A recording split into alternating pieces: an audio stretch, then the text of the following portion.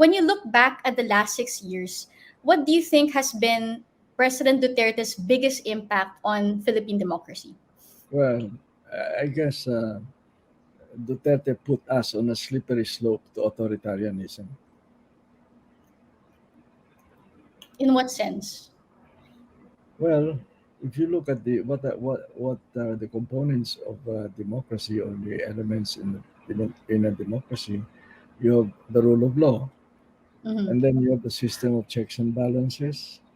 You must have an independent judiciary, regular and credible elections, meaning quality of the process as well as quality of the vote, and of course a free press. Mhm.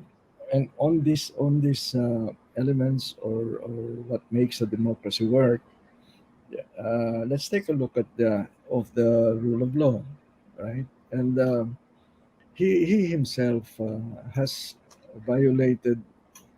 I think he has violated his oath of office Mhm. because if you look at the oath of office of a president, he consecrates himself to fulfill his duties, and then he's supposed to protect and defend the constitution, and he's supposed to do justice to every man. Mhm.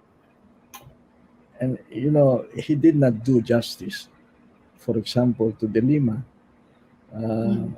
who's still in detention today. And he um, he is the proponent of the anti-terrorism law, which Mhm. is unusual because it's really a